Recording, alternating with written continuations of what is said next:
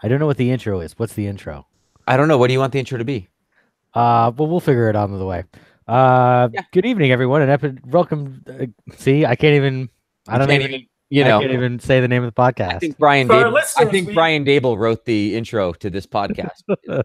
we did actually decide Scott was doing the hosting of this podcast approximately 45 seconds ago. Not an exaggeration. I think that's actual time. Right. So I've used Paul's and Frank's scatting here to attempt to re-enter the introduction process. So let's all just buckle down. Here we go. Welcome to Maybe Next Year. My name is Scott. I'm Frank. I'm Paul. And normally Frank would have a funny joke or Paul would have some sort of insight. I have neither of those. So let's just dive into another horrible Bills game that all of us watched this week, except for Frank, who doesn't have the time to watch crappy Bills games. And frankly, who does? Evidently, I do.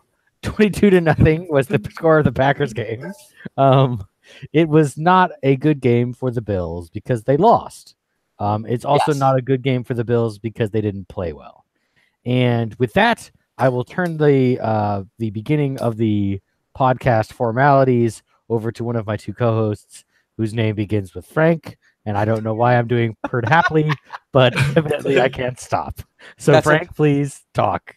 Do you know what to do with your hands? That's kind of what I want to ask. They're floating up I don't know what to do with my hands. Yes. So the a little bit of the cat out of the bag here. That I didn't watch the game this week. I was in Baltimore at the National Aquarium and the Baltimore Comic-Con, where my child met a fairy queen and got to pet jellyfish, which I didn't know you could pet jellyfish, but you can because some of them have. Why did someone at Comic-Con have a jellyfish? This is a good question. And also, how did I get my comics signed at the National Aquarium? Like, this is the enduring mystery of our trip. But some jellyfish have stingers so small that they can't penetrate human skin. So my daughter, with my wife's supervision, was allowed to pet jellyfish. Perhaps unrelated, she's been sick for a whole day with a bad fever. So I don't know. I don't want to say, post hoc ergo propter hoc, but maybe don't touch jellyfish. But that's what we were doing then I got in the car and I was in the aquarium getting updates on the wretched Bills game. I managed to tweet a little based on my tweet watching of the game. That 16-0 at the half. And they had done nothing was gross, but not one of those things where you can't fix it and you can't just steal a game from somebody, two scores. And of course they continued to do nothing. I did watch the highlights. A lot of was made about how awful Josh Allen looked. And I'm not going to sit here and tell you that he didn't look awful.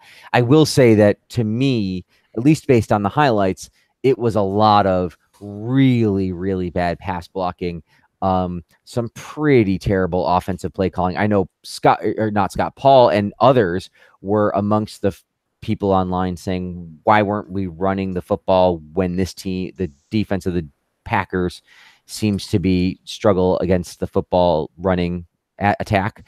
And so that was mystifying to me. And the last thing I'll say before I turn it over to Paul, who actually watched the game, was this defense is terrible. They're not good. They're bad, and they're more injured than they were before. And 4 games in, it's not that they have done nothing, and it's not that they don't have some good people. It's that overall they're pretty bad, and that will lead me to a worry that I want to talk about later on. But for now, it's a bad defense again, and I don't know how to fix it. Let's turn it over to Paul for his initial thoughts. Sure. I think the most important thing to take away from the podcast so far is there has been a purred happily reference, which means that I have to reference my favorite moment when he is giving movie reviews as part of a DVD extra. So obviously now I'm really, really digging on this. And he says in his preview, like, I love this movie because basically it's my life story.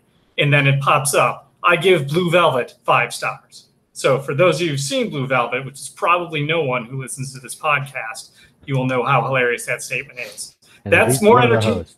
Yes, that's more entertaining than anything I'll have to say about this football game, which gives you an idea of what this game was like. So yeah, I made the mistake of watching this game in full. I kept wanting to turn off the 2-minute warning, but I had to balance the budget, which was going to take me hours after that, and I really just felt like both of these are unpleasant tasks. So the Bills game was slightly less unpleasant. So as far as my impressions on the game, as Frank pointed out, one of my big peeves was that the one consistency in the scouting reports seemed to be if you want to attack the Packers defense, you do it with the inside running game. And Chris Ivory had some success the prior week against Minnesota. He didn't have great numbers. His yards per carry was not good, but it accomplished what needed to be accomplished. Heck, if he had run for 2.8 yards, which he averaged last week on first and second downs this week, they would have gotten into some third and fourth situations and maybe made the constant blitzing and constant pressure of Green Bay lessen. But they didn't do much to establish a running game. That goes both on the execution of the team, which didn't really do particularly well when they did run the ball, and also on a bad week for Brian Daboll on the play calling to put his quarterback in a position that I don't think was the best position for success. That said, we certainly can't let Josh Allen off the hook for what was, it was a bad performance. There's no way around it. His receivers did not help him. His O-line was atrocious, but there were plays, and these were highlighted a bit on Twitter today. There was once where he just got nailed up the middle on a second down play and actually threw a decent ball that was incomplete. And then on the third down play, with a completely clean pocket, scrambled for no reason to his right, scrambled himself right into trouble, scrambled over to his left, and then threw the ball into no man's land because he had been shaken from the pressure on the prior play. And he's got to get in a position where he realizes, look, I'm playing behind this line. I'm going to get hit a lot when I'm back there. I have to stay in there. I have to make sure I'm delivering the ball more quickly because I can't default to making plays with my legs all the time. And I think that's how he's got to take this shutout. It's a key point in his development. But really, this is one of those games where it can't be just like if Daboll had just called better plays, or if Allen had just thrown a few better balls, or if the running game had just done a little bit more, the receivers gotten a little bit more open. Like, everyone failed. To me, it was complete institutional incompetence on the offensive side of the ball. Agree. I think so. I will briefly posit my own thoughts on the game before I turn back to Paul to talk about a little bit about the Josh Allen passing totals, which are fun to look at if you don't like things that are good. The snort. But I will briefly say, and I put this on Facebook, so it's a little bit already out there, but I think this is the most accurate kind of representation of what the team is at this point in the season. Like, the Ravens game, as we kind of said at the time, like, that was borderline like unprofessional, the way the Bills just completely kind of collapsed and rolled over in that game. Similarly, with the first half of the Chargers game, it was that kind of collapse and roll over, no real ability to hack like an NFL team. And then in the second half, they kind of pulled themselves into it a little bit. But again, the Chargers were not really obviously committed at that point. And then, of course, in the Minnesota game, it was the the super happy mega scenario of Wayne's World, where literally everything goes completely perfect and is completely unsustainable over the course of a 16-game regular season. This game is probably the best representation of exactly what this Bills team is this year, which I will disagree with Frank a little bit, and I'll allow him a rejoinder in a moment after Paul goes, about the defense, in the sense that the defense kind of hung in there against a pretty good Packers offense. Now, admittedly, without Randall Cobb and without one or two other, I think they had like one other key piece that they were missing, maybe a lineman. But Aaron Rodgers is pretty freaking good, and we were playing in Green Bay, and the game was not over. And it was a two-score game until well into the second half. So the Bills were certainly not out of it until it was a 3-score game to end the game. Technically, they lost 22-0. So it was always a 3-score game. Yes, it's always a 3-score game. Yeah. So the biggest thing to me is that's how we won last year. Was the defense did enough to hang around. They actually also had, and again, you can always kind of count like missed picks or missed turnovers. You're gonna lose, you're gonna win some, you're gonna lose some. But that Ryan Lewis pick that he almost had, like, that was an easy touchdown for interception against Aaron Rodgers, which does not happen all that much. So the turn and they already had 1 or 2 turnovers already in the game.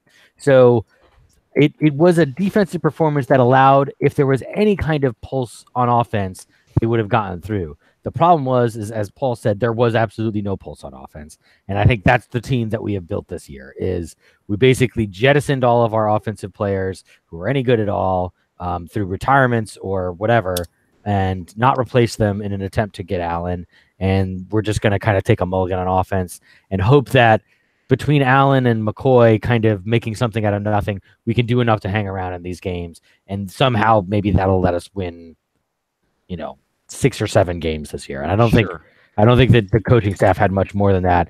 And again, because most games are going to be easier than playing Green Bay at this point. Admittedly, Green Bay is not like a world beater at 2-1-1, but they're certainly a tough team, and Aaron Rodgers is a good quarterback. So, there is obviously, here's my rejoinder. There's obviously 3 quarters of the season left, and I take your point, I suppose, for this game.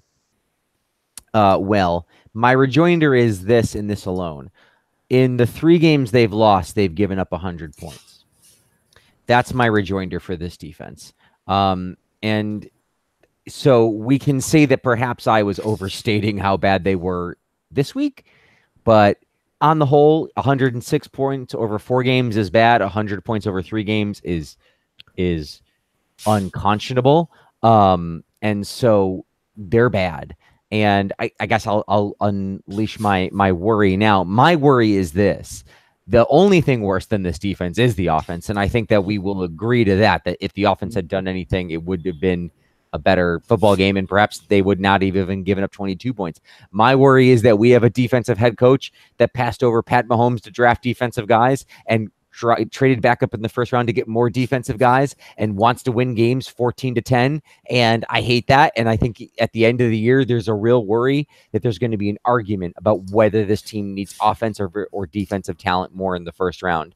And I'm worried that the defensive talent question is going to win, because they don't. They need offensive talent amazingly somehow more than this.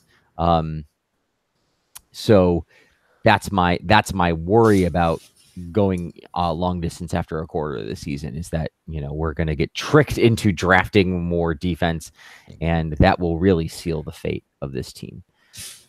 Yeah, no. That is a fair concern. I think it's fair for a defensive coach to want to think he's always got to get more defensive talent, because that's how he can best kind of leverage his opportunities. But I would say it's probably the opposite, in that a defensive coach should really try and make the best out of a bunch of no names on defense, and then just give the offense a bunch of nice toys and just hope that someone can make better use out of it. In the platonic, and then I know it's Paul's turn. In the platonic ideal, yes, that's what would happen. They would throw as much talent as they could at the offense, and then in the defense, he would allow his genius to take over and create from the clump of clay that is there. But my worry is that he's going to be like, I need another linebacker, because if we just held the, this is one of those things where both sides of the ball needed to play better, sure, but I hope in the room they're saying the offense really needed to play better. He sounded pretty hot. He sounded pretty hot about the offense. He sounded should have been competitive, right? Even if you don't win and you hold, I guess I'm going to come fully around on this game with you, Scott, and say if you hold Green Bay to 22 points, you should be in the game. Yes. You should be in the game if you don't win it. But I should let Paul go now, because Paul, thoughts on offense? That's all right. I think Frank segued beautifully there with if you score, if you hold Green Bay to 22 points in Green Bay, you should win it, or at the very least be in the game at some point during the game. Right. But they weren't, which is why I do fall a little bit more on Scott's original line of thinking that Frank was more coming around to by the end, which is, there were some defensive problems this game for sure. Ryan Lewis's drop pick 6 really stands up there, and yet we're at a point where I'm criticizing a guy who is signed off New England's practice squad 2 weeks ago, came in and started a game for not getting a pick 6 when he broke up a 4th down pass from Aaron Rodgers. That's a pretty big ask on my part for him to do that. He played very well this week generally, and so did much of the defense for an offense that was 3 and out constantly, didn't give the defense any time to rest, a special teams performance that didn't stand out at all, except for the punting game. Mhm. So again, we got the return of Brian Moorman here, maybe. But it was a game where I feel, yes, and Frank's point is totally valid. If you've allowed 100 points in your losses, your defense can't say, hey, we're doing everything for our part. But, the counter to that is the offenses they've allowed big points to have scored a lot of points against everyone. I watched the night game against, Baltimore, Pittsburgh, and Baltimore's offense looked as good against Pittsburgh as they did against Buffalo. And San Diego, I watched the second half of their game when it was on, and very similarly, good-looking offensive performance against San Francisco. So, for the most part, I'm going to have to, say the defense definitely has a long way to go. I agree with the premise that, defensive coaches, which they don't do, should focus drafting more on drafting the best offensive players available, because they are going to be better at utilizing a lack of talent to get the most out of a defense than they are a lack of offensive talent to get the most out of that. So, but again, that's counterintuitive. You tell and, you offer an alcoholic cocaine, they're going to be like, I'd rather have Schlitz. They're going to want the best of what That's the worst metaphor. I know. And you know what's funny? While you were talking about that, I'm like, oh, there's got to be a way to make a great, funny comparison here. And I thought, what's funnier than alcoholism? And I still went with it, even though I recognized 3 minutes ago when this conversation came up that it was a terrible joke. And yet, I like beer. That's all I have to say. Yes. Thank you. There's a separate question that we should table later, is like, if they do get to decide they want to draft offensive talent, can they? Because that's also questionable whether we have a good eye for offensive talent. But that's not a question we should get into right this minute. Yeah, they drafted anyone who's shown anything offensively under the McDermott and/or McDermott Bean era. The only offensive player I can think of taken in the first 3 rounds, besides Allen, who we're not going to know about for a bit, is Zay, and Zay is part of the problem. I would say Josh Allen is currently the best offensive talent they've taken, and there are questions about that. And more to my point, which I tweeted about from the account earlier today. Sorry, Paul. No, that's all right. You called yourself out on it. So I did. I acknowledged that this was me. But some of the offensive talent they've passed on is exceptional, and so, or at least McDermott passing on Mahomes, which I don't know. I might beat that drum until he's gone. We'll have to see. 15 years of Frank talking about Mahomes and McDermott. Will not be able to live it down. I don't know. I mean, I would say Nathan Peterman has a good chance of being like a solid car insurance salesman at some point in the future. If we don't limit it to football talent, then I think that there's a lot of good doctors and lawyers that are going to be churned out by this Bills team sooner or later. Deion Dawkins, probably a good bouncer. Oh, someday, big guy. Probably. Oh, you're zooling, Paul. I'm sorry. So frustrated. We had a good long streak of no zooling. We've had an Aaron Rodgers-like streak of not zooling. Well, it's because I opened a site with a video on SI.com, so I will zool and be right back. Thank you. So I will continue briefly before we get to 3 stars. Yeah, I mean, I think this team is as we I think now I finally reached where I feel like, okay, this is this team. And I'm not terrified by that. It doesn't bother me. That's who this group is. We always knew this was going to be the rebuilding team. And just the peaks and valleys that we've gone through in the first 3 weeks are so ridiculous that it's nice to kind of feel like, okay, this makes a little sense. And yeah, if Josh Allen is halfway decent, maybe we can win some of these kind of games against kind of the lower division of the NFL and move it around for next year. So I think it's okay. I'm not sure I've got anything else on this game. Do you guys have anything else on this game, Frank? I would only say that my final thoughts on this game are with Allen, that I'm not as discouraged as a lot of people seem to be with him, because I think I was led to believe he would be a truly, I mean, the Football Outsiders thing made him sound like he was going to be a caricature of a human being with regards to, and so the fact that this was, to me, like, he didn't look good in the Chargers game, but he didn't look completely lost in the Chargers game. And then he looked pretty good in the Vikings game. And so the fact that this was like the first game that he looked totally lost in, to me, and truly had problems with the line and the receivers, like, I'm not very discouraged, because I didn't get super high on him last week. The the fact that he did anything encouraging at all in the first couple of weeks is good to me. So I guess because my bar was so low, I'm comfortable with him, and I'm certainly not ready to drop his stock a lot or anything, even if he's not Pat Mahomes. But that's my final thought on it. This is also not a Kansas City Chiefs podcast. It should be. We should do another kids. We'll talk about Mahomes more on our Maybe Chiefs next podcast. barbecue. Yeah. Yeah, exactly. Paul, do you have any thoughts while you turn off your video? There's no place like Mahomes. That would be my Kansas City podcast. As a matter of fact, that might be now the title of this podcast today. We have our title for the pod. No, I think we've covered most of the big points on this. Do we want to talk about Allen's passing total as a result of this game? Oh, right. Yeah. Give us how many passing yards? Yeah. I believe it's six. That's not an ignominious sign at all. Oh, it's not 6'9", it's 6'6". Yeah, he has the Devils passing total. That is what I was, bringing up. So yes, is Josh Allen Satan? That could also be. That's an alternate title for. Well, you know what? If he passes for 0 yards next week, he'll still have the same total. So we can use that again and title next week's podcast. Is Josh Allen Satan? I feel like we're already halfway there. We're already committed. Let's just spend most of next week's podcast talking about the existence of Satan here on the mortal plane in the body of Josh Allen. But until then, maybe we'll just go to 3 stars. Seems good. My favorite segment because I am the one who does all of it. So I'm gonna give our 4th non-existent star, our honorable mention, to Jordan Poyer, who has slowly kind of rounded into form a little bit as a member of the defense. He had not played particularly well this year, but he did get an interception of one Mr. Aaron Rodgers on Sunday, and he also had 6 tackles. And again, I would not say a terrible performance by the Bills defense. Certainly could have been better, no doubt about that, but they were able to get some pressure, do some kind of creative things. They were a little off balance early on, and McDermott acknowledged that, but then they did kind of tighten some things up and slowed down Green Bay for the rest of the game.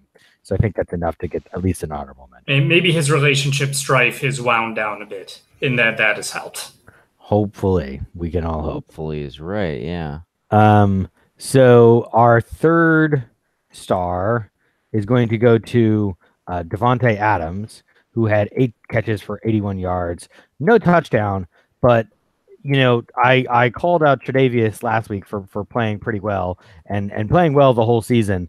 He unfortunately did not have quite as good of a game, and that's obviously because A, he's playing Aaron Rodgers, and B, Devontae Adams is pretty good. So Adams, 8 catches, 81 yards. Again, not tremendous numbers, but certainly whenever they were, a lot of times when Green Bay needed a first down, he did get himself available frequently against White. That's probably a key matchup that if White had done a little better job, it probably would have slowed the Packers offense down even a little bit more than they were already kind of slowed down by the Bills defense. So Adams gets that 3rd star. 2nd star goes to Kyle Fackrell, who had 4 tackles, 3 sacks, feasting on the Bills defense, or excuse me, on the Bills offensive line, along with the rest of the Packers front 4, with 7 sacks in total of Josh Allen. Some of them certainly Allen probably could have done a slightly better job of. In fact, there were at least 2 or 3 that I can think of off the top of my head when he's running backwards away from the line of scrimmage and then eventually gets sacked. That's usually not a good look for a quarterback. But some of them he certainly had no chance on due to the line and due to some pretty decent play from the Packers D-line. I want to give them some credit, even though I think we're pretty established how poor the Bills offensive line is. And then your 1st star I'm going to give to David Bakhtiari, who's the left tackle. Now, again, Aaron Rodgers did get sacked on a couple occasions, at least twice. And, obviously not a perfect game from the Green Bay offense in general.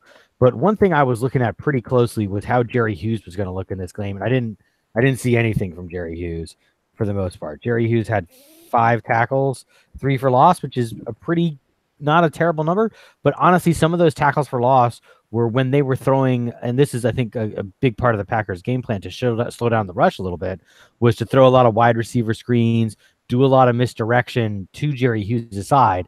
He could kind of catch on to some of that by the end, so he'd get some of those tackles for loss, but he definitely slowed down his rush. And I think that allowed Bakhtiari to kind of get back into the game, or at least not get back into the game, but to establish himself as able to protect Rodgers' blind side. And that obviously became one of the things the Bills were not able to get against his pass rush. That kind of was part of the problem. Also, the Packers were able to rush pretty successfully. This is probably the worst game that the Bills had in terms of rush defense. They've done, again, it's been an undersold story to a certain part this year, because obviously the first 2 games they got blown out, so it doesn't matter. Who cares if the run defense was good? But the run defense was actually pretty okay for some of those. This game, the dam kind of broke. 32 rushes for the Packers, 140 yards and a touchdown. Obviously not where the run defense needs to be given the amount of money invested in it in the offseason. So first star goes to Bakhtiari. Again, 3 Packers all-stars. So we're at, I think, 3 Bill stars and 9 non-Bill stars. Right, which is like we have not had a player from the losing team make a star, which is pretty indicative of the fact that there is simply not much performance being done by the losing team. There's plenty of good football being played out there, ladies and gentlemen. Don't watch a Bills game if that's what you're interested in. Right. One way or another, clearly it's not headed in that direction. So barring any thoughts on 3 stars, which there, of course, there are none, because my 3 stars are great. Let's move on to some roster moves. People not cut, at least to my knowledge, include Kelvin Benjamin for some reason. Yeah, well, because there's just... Well, they cut Jeremy Curley, so that's not just because they don't like him. You know, well, I'm sorry, never mind. That didn't make the sense I wanted it to make. Continue to Scott. That's fair. I thought we'd just gone back in time 3 weeks. It made perfect sense to me. I was going to say it's... I was going to say they kept him because they need receivers because they don't have any. But my counterpoint to that was, but they cut Jeremy Curley when they already knew they didn't have a lot of receivers. So apparently that's not the reason they're not cutting him. That's what I was going for. Yeah. So, Paul, do you have thoughts on Curley being cut or any other cuts? Because I can't find the list of cuts right now. Sure. There was only, I thought there were going to be 2. There were some rumors out there about a second, but instead it is just 1 this week. We are losing someone who has just a phenomenal name. And I did mention him on Twitter last week in the Vikings win, but he is gone. And that is Mr. Nate Orchard, has been cut from the Bills. In his place, in lieu of the fact that they have no real cornerbacks after Ryan Lewis and everyone else is injured, who is a real cornerback, they have signed Dante Johnson, who was signed by the Seahawks as a free agent during the offseason. Then he was placed on injured reserve with a groin injury, and then they cut him from injured reserve last week. So the Orchard had been a second-round pick in 2015. Man, that would have had to have been a terrible organization that drafted him with the second round. Oh, it was the Browns. Never mind. So they had released him earlier this month. He was featured in Hard Knocks. He appeared in a couple games for the Bills. So, Nate Orchard, we barely knew ye. Welcome Dante Johnson, which is a little bit too close a name to my liking, Devontae Davis. And Dante Whitner. Yes. As far as Bills defensive backs goes. So that is my initial concern, aside from the fact that he was, cut and no one really picked him up until now. But yeah, and I think when we were talking about roster moves and people being cut too, and especially at the receiver position, I did want to bring up Jeremy Curley, because I wanted to bring him up when I was in The Hague when he was cut, I believe. Is he still has a, the players that everyone talks about, Curley and Brandon Riley and these other guys are supposedly pretty good. None of them have been picked up by other teams. And Corey Coleman was just cut by the Patriots off their practice squad. So I think even though we're thinking, man, they seem to be cutting players at a position of receiver where they are no good players, the players they've cut aren't really that good either. So, that is what it is. And to be fair, and it's also like players that they have like willingly let walk out the door have also gone on to do okay, because Jordan Matthews just caught a touchdown in Philadelphia, back with Philly on Sunday, and they're eventually lost to the Titans in overtime. But Frank, do you have any? Am I the only one who feels like this is another example of Frank's point about, again, like, well, let's cut a wide receiver? And I not to jump in, but yeah, Jordan Matthews was let go. He could have been easily retained. I think we've talked about we talked about Watkins and Woods and Goodwin last week, all contributors, though Watkins was hurt this week. We've rarely mentioned Chris Hogan, who's doing fine with the Patriots. And by fine, I mean he's doing better than any Bills receiver this season. So they've let a lot of talent go at the receiver position, where retaining, just one or two of those guys would be helpful. I think the guys they're cutting now are largely, not good NFL players, but that's certainly, they didn't make a good enough effort to retain some guys at reasonable prices, except for Watkins, who could have really helped them. Yeah, I think it's fair to wonder whether Jordan Matthews wanted to be here or not, especially given his comments about how much there was to do in Buffalo. So maybe he couldn't have been easily retained. Right, true.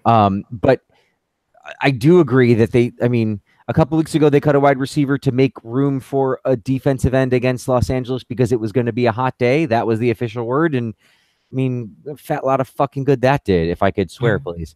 So yeah, that feeds into my question about whether they have a proper understanding of how bad the offense is, and whether it's one thing if they say, okay, we got a little blindsided with some of the retirements. And it's another thing if they are willfully sort of ignoring it.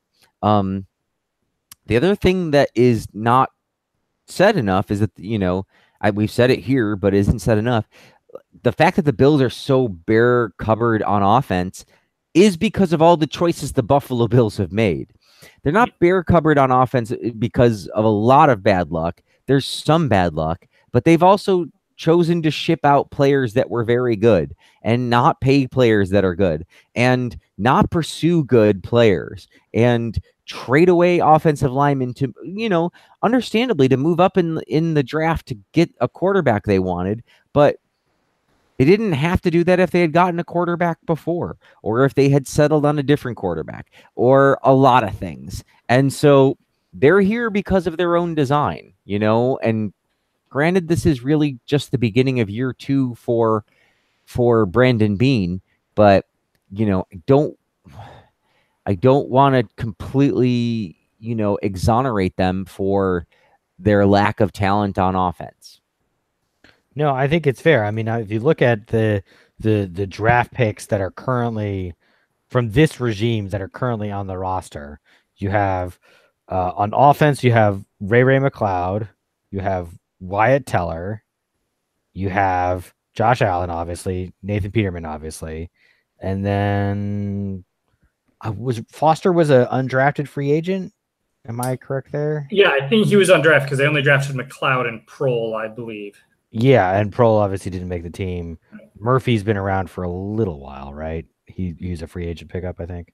Yes, Marcus Murphy. Yeah. He played in the playoff game last year against Jacksonville, I remember. Whereas on defense, if you look at guys who have been drafted by this regime, Harrison Phillips, was Eddie Yarborough one, or no? Was he brought in? I forget. You think he's a free agent guy? Yeah. But he might have been an off the that's when was he picked up? I'm gonna look at that without actually. He was drafted. I'll do a little research. Looks like yes. Mm-hmm. But Harrison Phillips, Julian Stanford, if I'm not mistaken, it was. Sorry, I just got rid of the stupid thing that had all the things that I was looking at. That's dumb. But anyway, there were Siren Neal, Teron Johnson.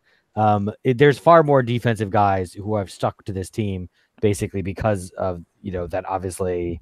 It says 2 years, college Wyoming.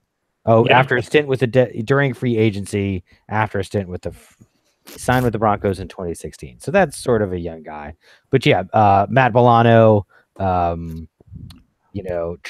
obviously. And again, not that these guys are bad players, but there's definitely a consistent pattern that they have invested a lot more capital on defense of guys who have stuck, and also speaks to Frank's point about the lack of success drafting on offense. So with that, I think we should move to Facebook questions. There are no Facebook questions. Let's move to Twitter questions. There are no Twitter questions. Yeah, but it was that's the type of game it was this week. So, and you know what? None of the observations were particularly great. It was a really dull Twitter week. But can I really blame anyone? I didn't want to comment on Twitter. It was just my I had to. So I mean, the best exchange was me. We are paying you. Oh wait. Yeah. Mm-hmm. Sorry, my bad. But yeah, the best exchange was me and Grant talking about, how the new Magnum PI doesn't have a mustache, and that's ridiculous. But that's a 51st state bar conversation, which guarantees Magnum PI will be on television for 15 years. Yep. And for the background on that, for those who don't know, we used to call How I Met Your Mother before it came on the air the Doogie and Buffy show, and joked Doogie about Willow show. No, he said Doogie and Willow show, I should say. And we're like, oh, it has to be off the air soon. And I think it lasted 10 seasons, so thereabouts. So yeah. So Magnum PI, congratulations. We expect royalty checks. Mm-hmm. And with that, we will move to this day in Bill's history. Which wow, is we're plowing through today. Yes. So this is going to be. We have two disgusting losses to discuss, which I'll cover quickly because no one likes to discuss those sorts of things. So we're going to go back to the Bills' high in 2011, and I say it was a high for them because they had just knocked off the New England Patriots. It was going to be a big. They were 3-0. They had a lead against the Bengals, and lo and behold, second half doesn't go as planned.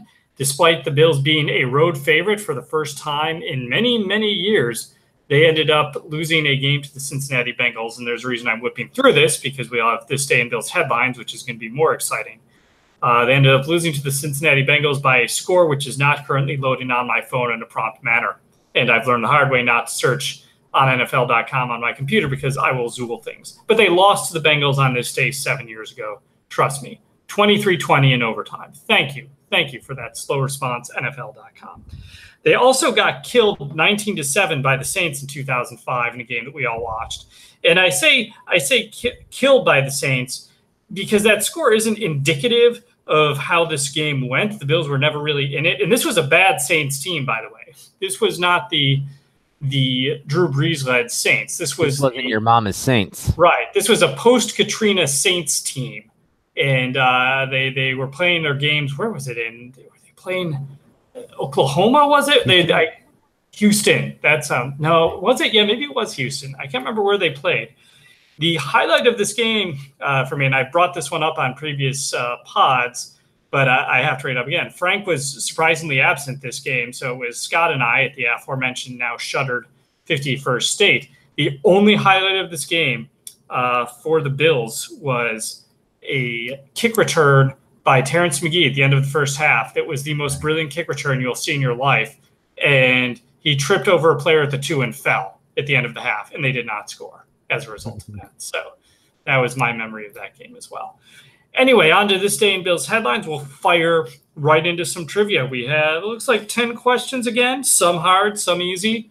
And as usual, first person to buzz correctly with the proper answer is the winner of absolutely nothing. So we'll go all the way back to 2017. The Bills are 1 day removed from a shocking upset of the Atlanta Falcons. And it mentions that in the headline, this player uses football as a Nintendo cartridge after first Bills TD. It says after quarterback Tyrod Taylor found this player in the end zone to give the Bills a 7-3 lead in the second quarter, the receiver, without missing a beat, pretended the football was a Nintendo cartridge, blew into it, jammed it into a make-believe console, and began miming the act of playing a video game. Whoa. I don't feel like I remember. Don't remember this at that. all. Yeah. Here's a hint. He was mentioned on this podcast. I would have hoped that we would have mentioned him at some point if he caught a touchdown pass for us. Well, no, I mean like today. Oh, today. Oh, so I'm going to say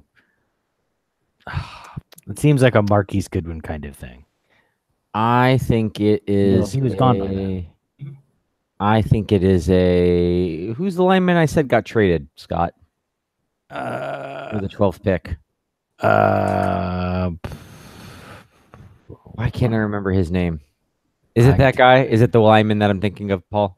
Nope, it's not. I was going to let you go with it, though, for a while. Yeah, well, I don't know why I can't think of his freaking name, and it would...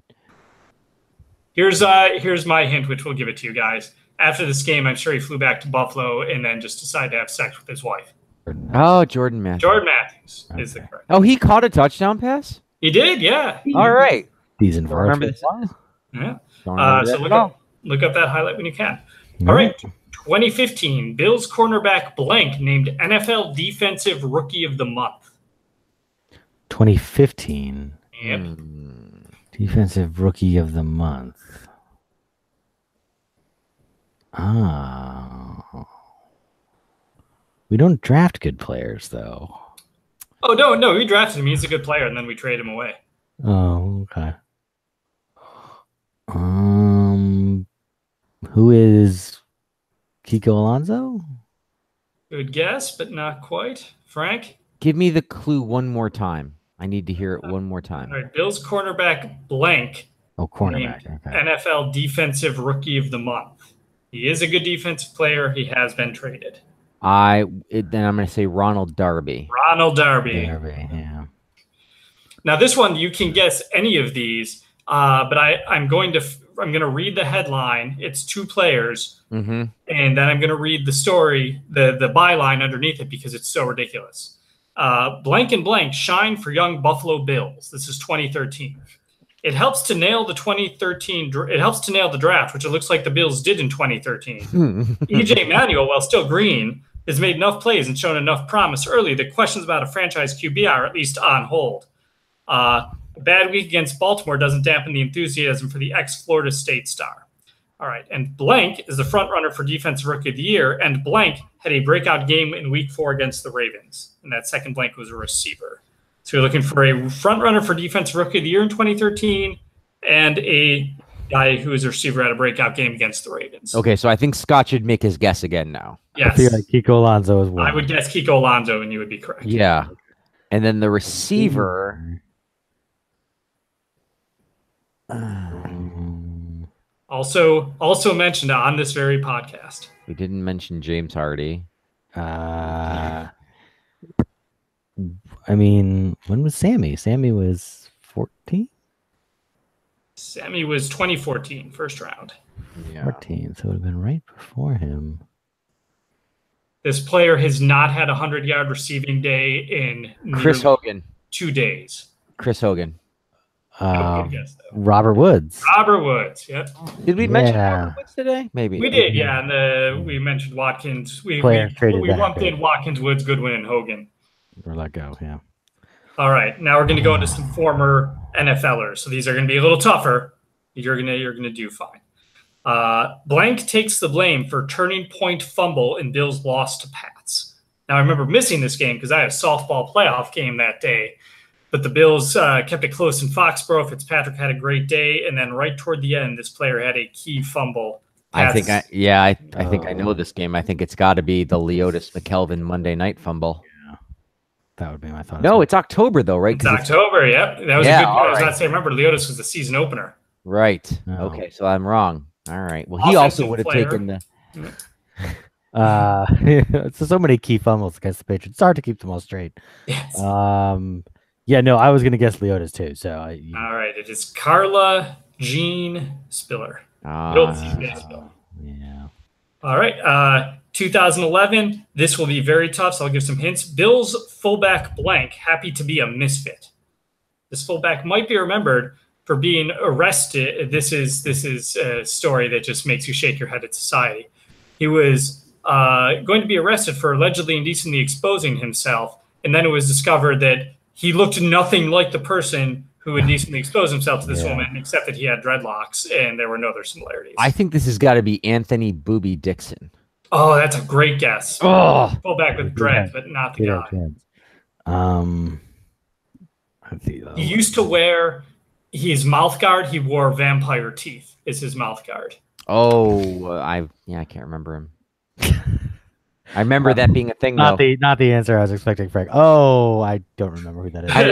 That rings no bells. I'm gonna call out an old fullback's name, and I'm gonna say Damian Shelton. Wow, we went back to 04. That's a good guess, though. Harwell Gardner. It is Jamie Mueller. No, it's Corey McIntyre. Okay, Corey McIntyre. In fact, if you Google him, the very first image is him scowling with his vampire teeth mouth guard. Let's take a pause to point out that we're still drafting lots of stupid old fullback running backs for no reason on this team. That was something that was not brought up in offensive ineptitude. Chris Ivory, etc. Anyway, we don't have to have a whole conversation on this, but I felt like Mike Tolbert, big guys who do nothing. Right. All right. 2010, Buffalo Bills released linebacker blank. This was one of their big free agent signings just years earlier, then cut midseason in 2010.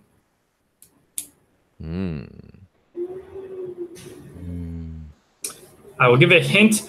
Among Frank's 5 favorite random guesses, this is one of the ones I feel that Frank often guesses, but has never been an answer until this moment. Aaron Maben?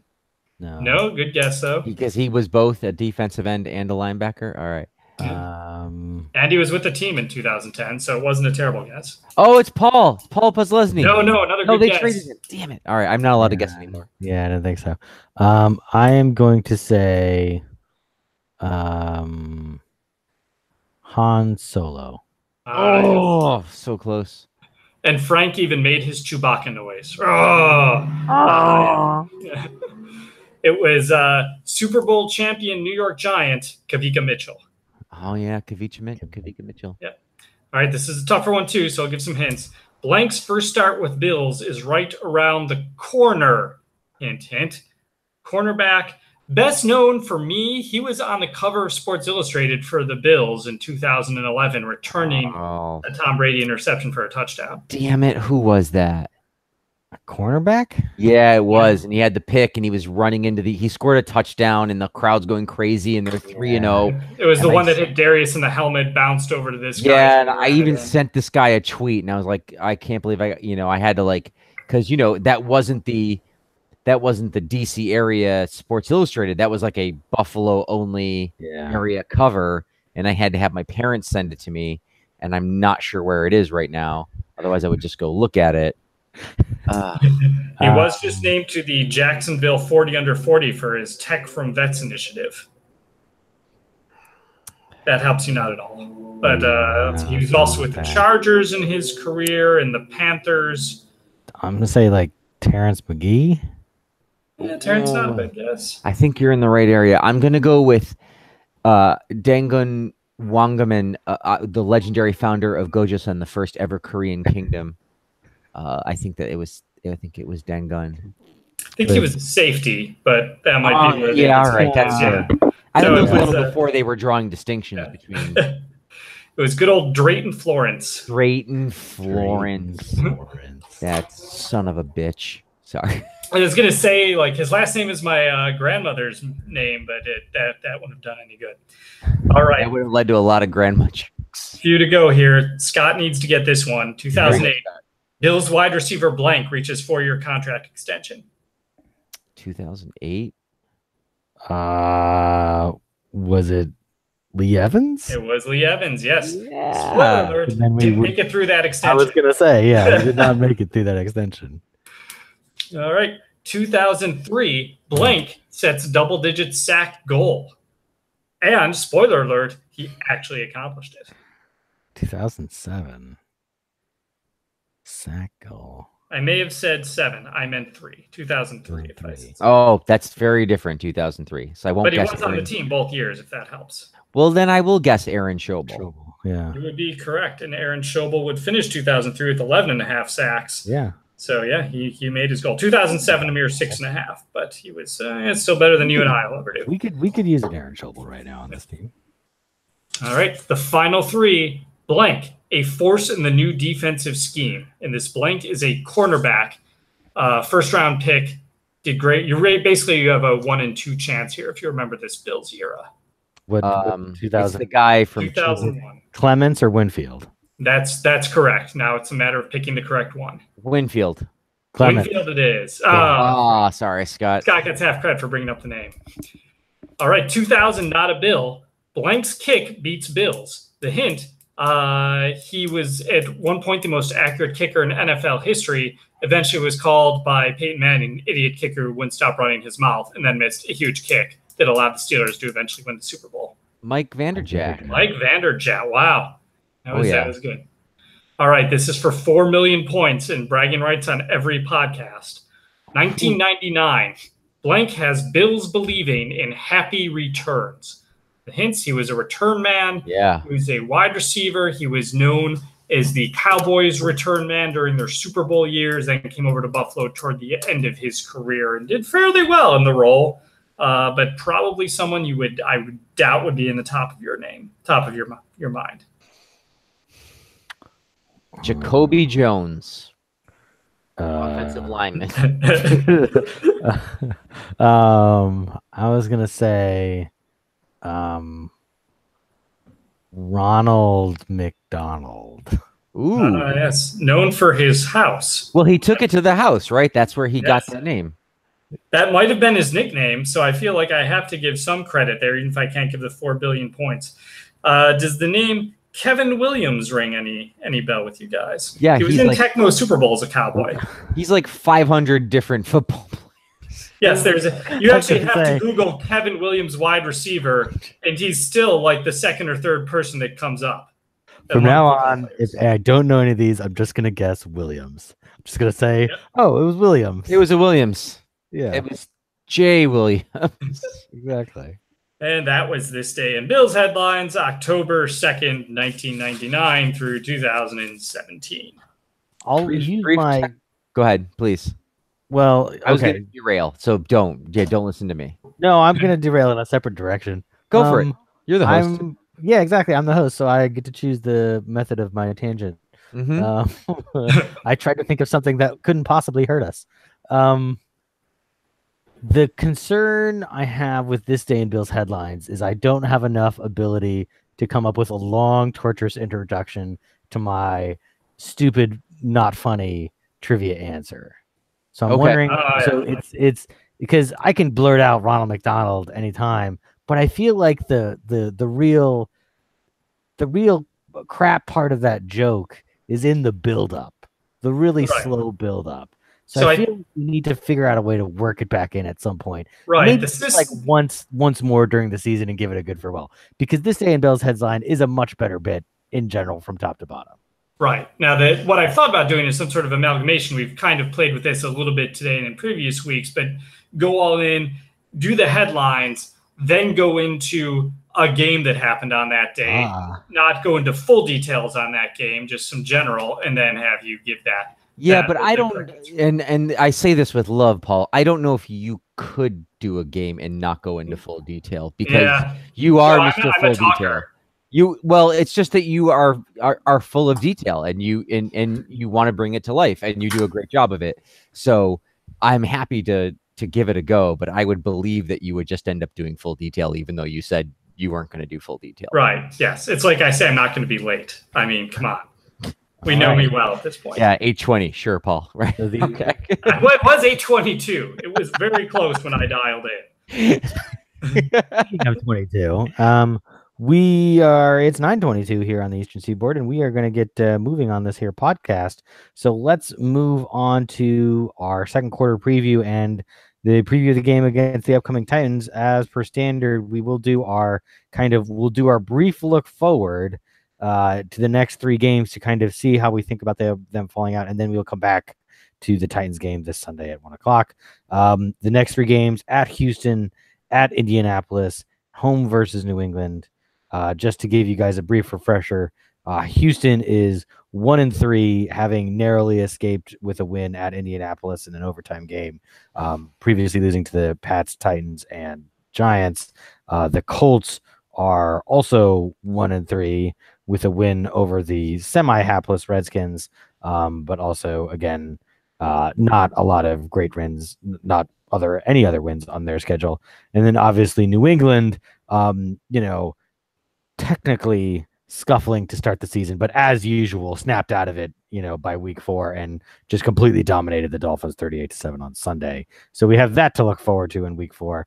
I will start with Frank on this one, and I'll ask Frank, what is your expectation for the record for those 3? You can either go game by game, or you can just kind of give us the 0-3, 1-2, what so forth. I think that it's fair to point out that I think that we all believe that when they lost the first 2 games, 0-4 was a certainty, and beating Minnesota certainly is the outlier at this point, but that outliers happen in football. That said, I think we're at the point of the schedule now where like bad teams are looking like bad teams and good teams are looking like good teams, even if they don't have quite that record. You point out New England. Obviously, I'm going to pick New England now and forever until Bill Belichick and Tom Brady are gone. So that's one of those 4 games down. And I struggle to think that, at Houston, at Indianapolis, I think that they got to win one of those games. They don't have to. I think that they're going to win one of those games. I struggle to tell you which one. Both of those teams have serious flaws. I think that the bigger point about the offenses they've been playing, that the Bills defense should probably look better in the next 3 weeks. I think that's what I really want to predict, is that the next 3 weeks here, Tennessee, Houston, Indianapolis, these are not powerhouse offenses. They're teams that can score points, but they're not powerhouse offenses. And I think the Bills defense will look better and people will start building up and they'll get a lot more credit, and then they'll get, fucking lampooned and bombed out by New England. And so, it's either going to be 1-3 or 2-2. And I think I'll say 2-2 only because, based on the Bills' theory of, giving a little bit of hope here in the middle, which will ultimately go unfounded. Yeah, I almost had them going for the 3-game stretch. I'll ignore the Titans game. I almost had them going 2-1, but I had to backtrack that. I feel like I can pick the Patriots as a loss, and that doesn't require any sort of explanation, correct? Mm-hmm. Okay, good. So then I would pick the Colts as the win in that scenario. I believe that is that the home game, or are they on the road? No, that's a road game. They're on the road against Houston and they're home against Tennessee. Right. Okay. England. Yeah.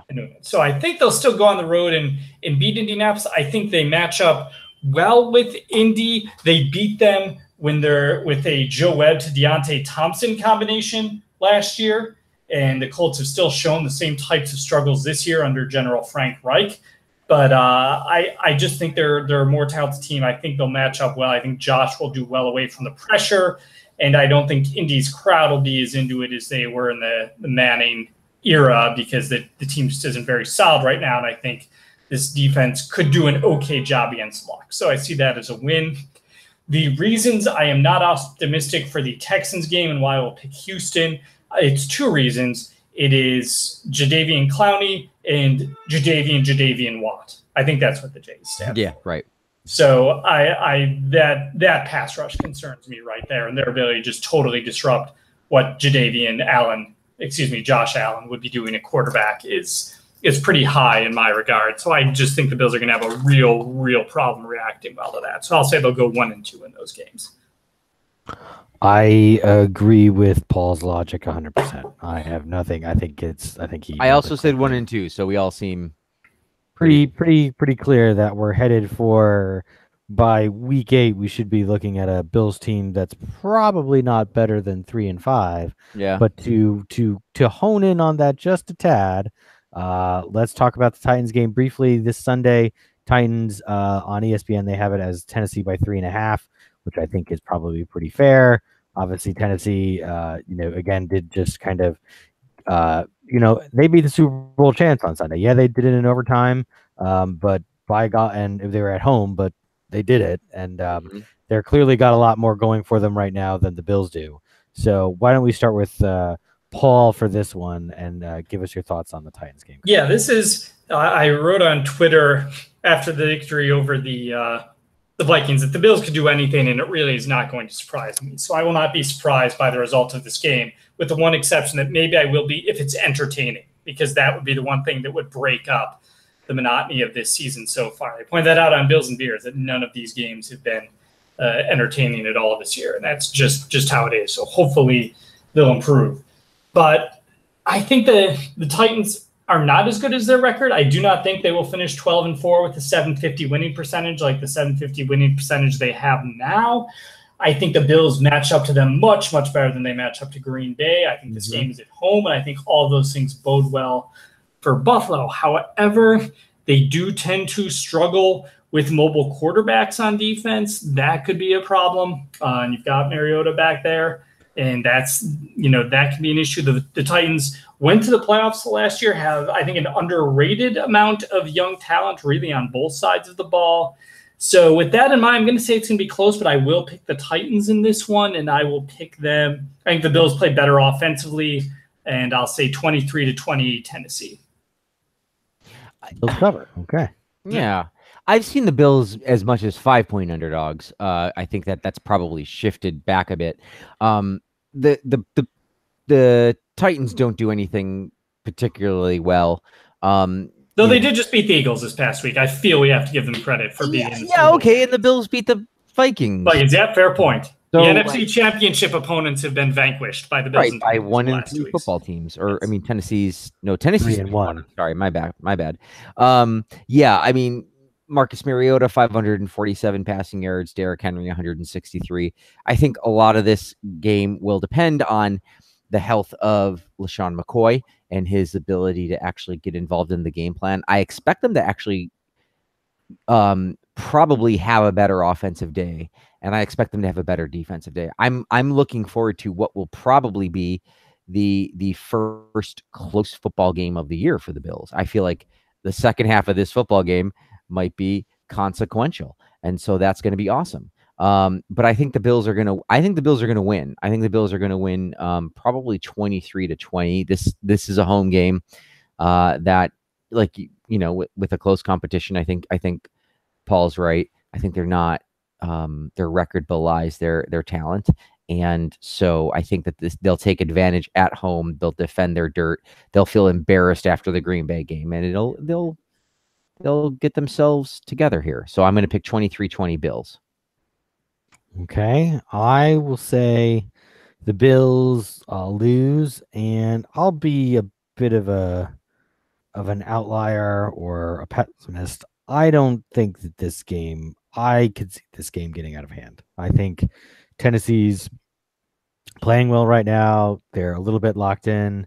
The Bills, again, kind of, there's just nobody's healthy on the team right now. I mean, Micah Hyde's going to be injured. Yeah. There's McCoy could be healthier, but who's going to block for him? Like, there's nobody who can even do that. Like, we're pulling guys from the crowd to play defensive back. I mean, it's just, there's not enough stuff on this team left to make a 4-quarter game kind of manageable. It's just not there.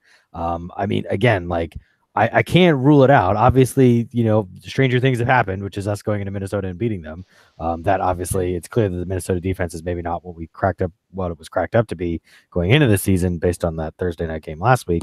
But at the same time, I don't think I can give the Bills a chance of. I think they have a chance of sticking around in this game. I don't think they're going to win. I think the Bills are going to lose. I'm going to say they're going to lose 20-10. I think the defense does a little better job at keeping them in. The offense makes it a little closer, but I don't think that so maybe it's still a game in the second half, but I don't think that the Bills are going to be within striking distance when it really gets down to it. So, so with that, any final thoughts from you, gentlemen? So let me ask you guys, if they're 3-5 or 2-6 after these next 4 games, what do you think changes on the team, if anything? Do you think that they change? I mean, I guess quarterback is locked in, right? Like, this is the figure out Josh Allen year. Right. That was something I was going to mention. It's funny. As bad as Allen played Sunday, and I'm on Twitter all day, I did not see any single person be like, they should put Allen on the bench, bring Peterman in there. I can't recall the last time in a Bills quarterback situation where someone didn't say, like, we should give X person a shot. Literally no one on Twitter said anything along those lines that I saw. Interesting. Yes, that is interesting. I think that speaks to the backup quarterback is finally not the most popular guy in town in Buffalo. Right. I mean, it's interesting. I think the next 2 weeks are key, obviously, because then the deadline is week 6, right? Usually. Yeah. Yeah. I'm looking at the deadline. I always thought the trade deadline was around Halloween, but it might be earlier. And I see their last game before Halloween is the Patriots game. I'm just going to Google NFL trade deadline. Yeah, it is The Tuesday following the 8th week, formerly 6th of the regular season. Okay, so it is Halloween, so it'll be Okay. Quite literally, it'll be right. It'll be. So I guess the questions might be, will LaShawn McCoy be on the team? Will who else is going away? Calvin Benjamin, if he has any value Benjamin. left, yeah. Right, or if McCoy has any value left. I mean, it's not like he's shown anything this year. Agreed. I think those are both. I think McCoy might have a little value. People, obviously, he has not gotten a great deal of work, so in that sense, he's probably in a position to say, "Hey, no one's give me a shot here." Yeah, exactly. And Benjamin will attempt to make that case, but then people will be like, "Well, you keep dropping all these passes. Right, you keep getting hit right in the fucking hands." It's kind of on you." Another guy, by the way, who went back in last week, but probably shouldn't have based on that hit. Yeah, that was a garbage hit too. I was not a fan of that hit. That was so tough too. In Buffalo Rumblings, I saw post an article about that I didn't read, but it's also hard to fault. I don't want to say it's hard to fault Clinton Dix because he's Clinton Dix, but he did go for the ball and catch the ball for an interception. He had I don't know if he necessarily had intent to hit Benjamin, but it's also hard for me to ever think anything good about Clinton Dix. So there's my balance. Agreed. Yeah, I think the Bills. I think the Frank. Who I, by the way, call him LOL Bushes to my friends. Sad feeling. The best way I can put this is the Bills have already gone into tank mode, and that was before the season started. So I don't know that there's much that needs to be done at the trade deadline to put this team further into tank mode. So other than, I guess, just put the frosting on the tank cake. Exactly. If you have a tank cake that you have a picture of and you'd like to send it to us, please send it to us on Twitter. Yes, at BBillsMNY. Yep, I'll be ready for it. I will post your tank photos as long as there's cake. Hey, Scott, are you there? Oh, man. Scott's connection. And he did such a... Oh, no, you're back. You're back. Yeah. You had done so well. You were... Okay, go ahead. No, so anyway, and facebook.com/BBillsMNY. You can find us there. Put your tank pictures there.